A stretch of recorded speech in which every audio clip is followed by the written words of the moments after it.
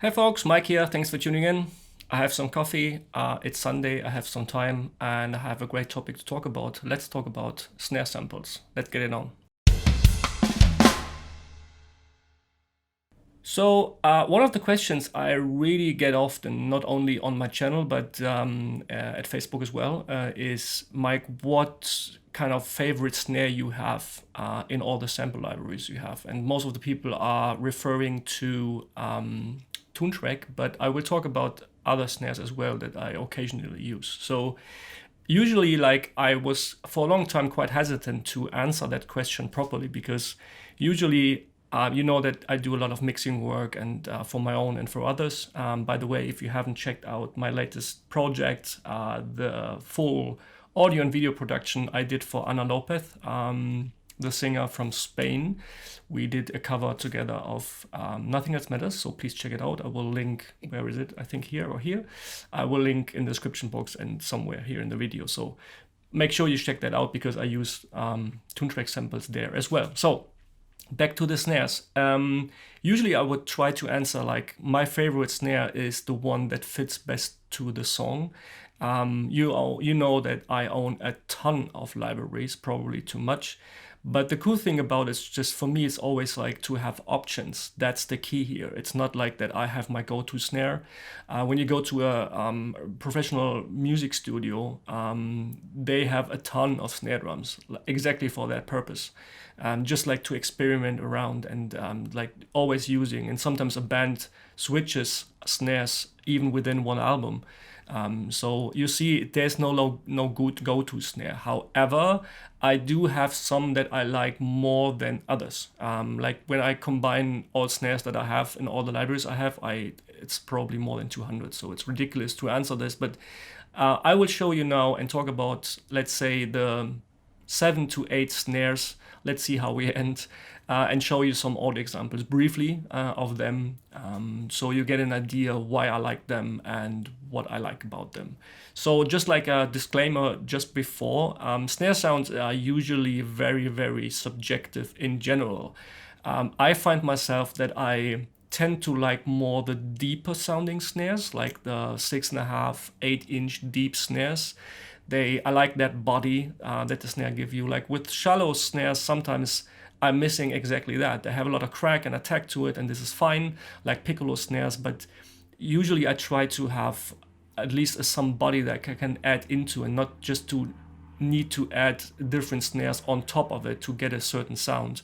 You can always dial back a little bit of the low end if it's too deep for you, or you can higher tune it, but if you want, you have that option. So without further ado, let's jump into my favorite list. In no particular order, just listing them. So number one is the Slingerland 70s 14 by 6.5, which was part of the core library of Superior Drummer 2 and is still available, I think, when you purchase the SDX, which is called New York Avatar or New York Volume 1. This snare is, for me, the perfect combination of wood and metal. From a sound perspective, it has body because it's 6.5 deep.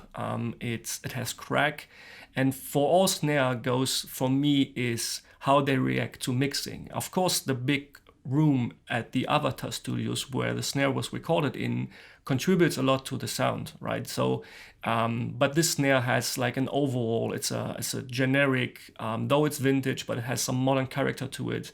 So here's a sneak preview of how that snare sounds with some rudiments.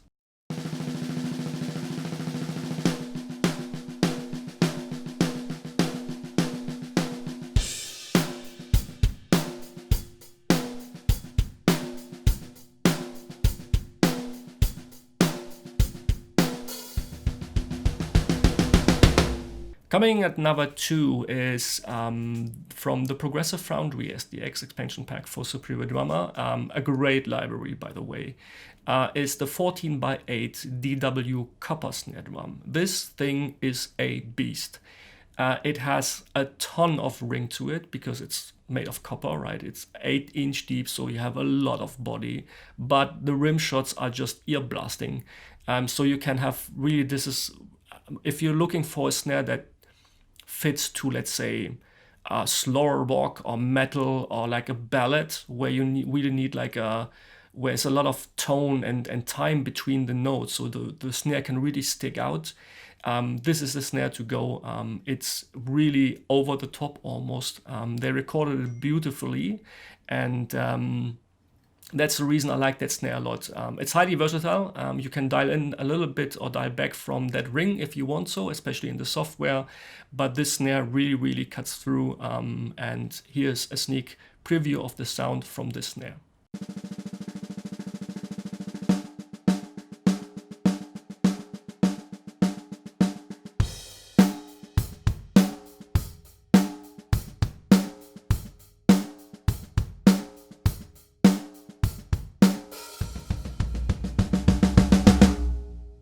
Number 3 from the same library, the Progressive Foundry, is the 14x5 Noble & Cooley Zildjian snare drum. This is rather the opposite of the DW Copper I mentioned before.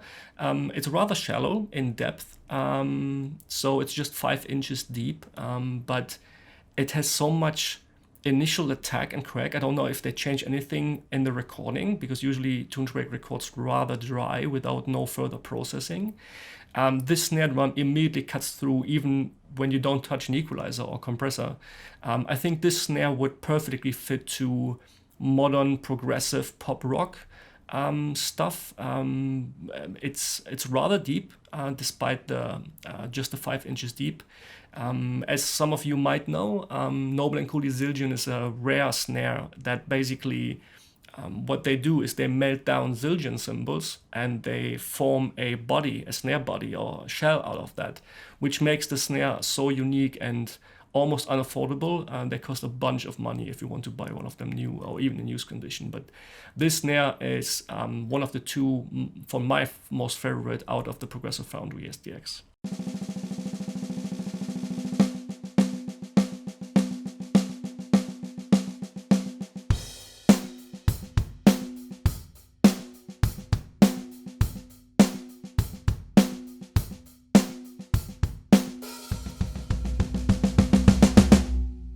Coming number 4, of course, a Ludwig Black Beauty. For me, still the best sounding snare drum in history. There's a good reason that this snare is probably the most recorded in music history as well. I simply love that snare drum, whether as a sample or, of course, the original acoustic snare drum.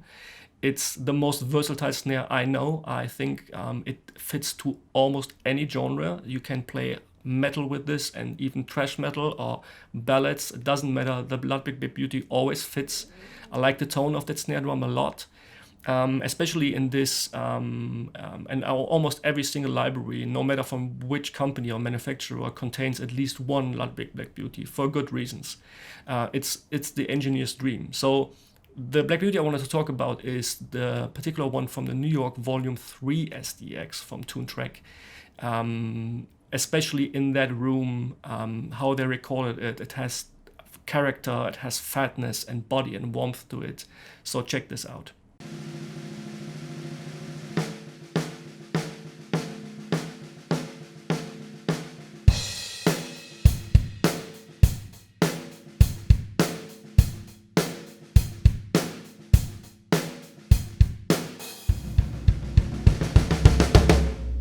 Number 5, we are coming to the core library of Superior Number 3. I know a lot of people complain about the snares in this core library. I don't know why. They say like they don't get the results out of them.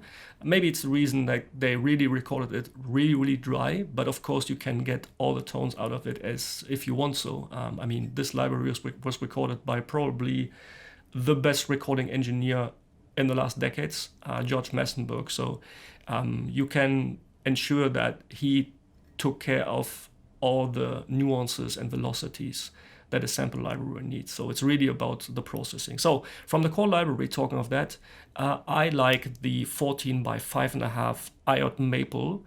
It's a wooden snare, it's a maple snare. It's a really modern sounding snare. It has a nice ring and rattle to it coming from the snare wires. It has some nice crack.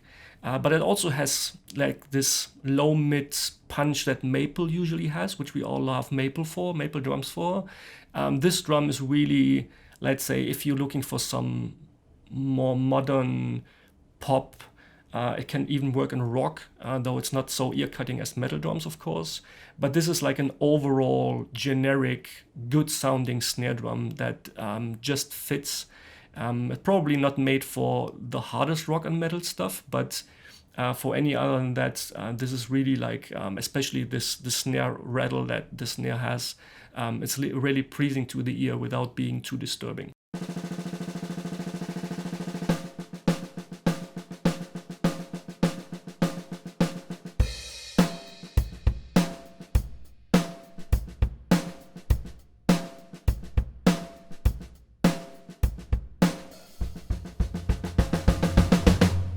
Number 6, the same library. It's the Gretsch Solid Aluminium.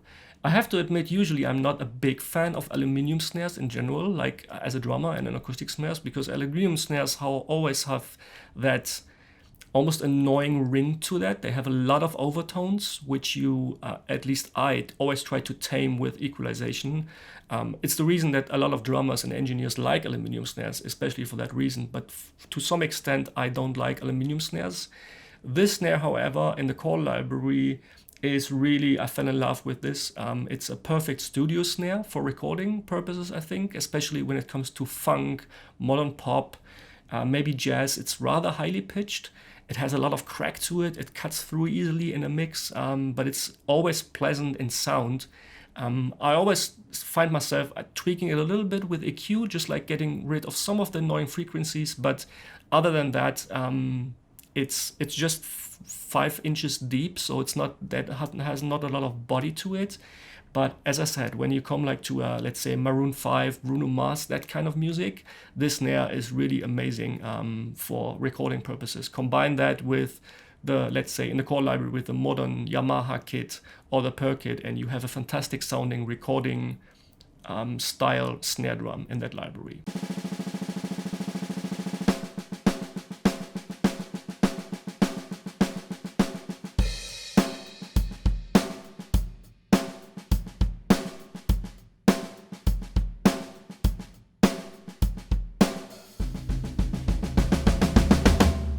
And number 7, when it comes to Toontrack libraries, is from the latest expansion, the Decades, from famous Al Schmidt, the Ludwig Black Beauty, again 14 by 6.5. In this pack, this snare really shines. It's not only it's because the Jeff Porcaro snare, maybe if you have seen my review, I can link in the description, I will probably do this. This is the snare drum, the actual snare drum Jeff Porcaro recorded Rosanna with in Africa from the Toto album number 4. So it's called The One because it's a rental snare from the Drum Doctors, I think, based in LA. And there's the story that Toontrack told me that Jeff Porcaro, when they had the recording sessions in the 80s, that Jeff Porcaro always called the Drum Doctors to bring him that snare, the one snare, he always said, the one that sounds so good. And it's a Ludwig Black Beauty. And it's this actual snare in this pack, so you can have the Jeff Porcaro snare. And it's just sounding amazingly. It has this 80s kind of like fatness to it. So whenever you think of like a 80s to 90s rock pop ballad maybe sound where you need some space and air around it, this is the go-to snare. It's rather fat, rather deep, but it just like has a great backbeat and it can really drive the song.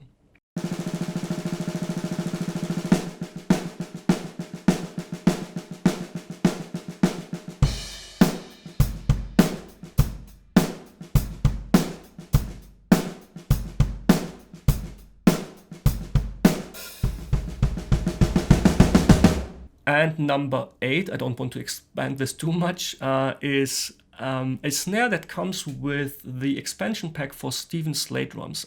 Steven Slate Drums 5 contains a lot of great snares. They are processed, more or less, some less, some more. So they are mix ready, which is great. And sometimes I use them to complement an existing snare drum because they are just like so easy to use. You just add a Steven Slate Drum snare to your mix or to your drum sound and you have perfect results almost immediately. However, with the Chris Lord-Alge CLA expansion pack for Superior Drummer, those snares, I think it's 8 or 9 or 7, they are all of them are highly processed, of course. It's Chris Lord-Alge. It's a signature sound of him, so no complaints about this. It's exactly what you expect coming from Chris Lord-Alge. And he has one snare which is called the Dong. I don't know which manufacturer it is.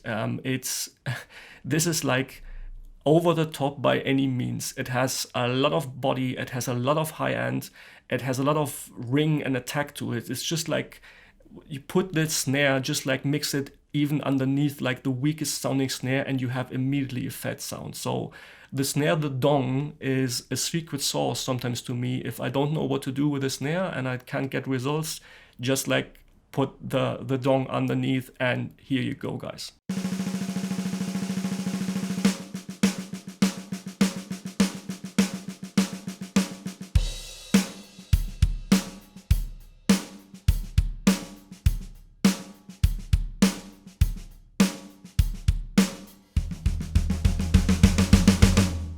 So that was it. That was my favorite 8 snares in 2019, I should mention, because next month is metal month for Toontrack, and I am pretty sure they will release a lot of snares. So let me know in the comment section which snare do you like, if I missed something.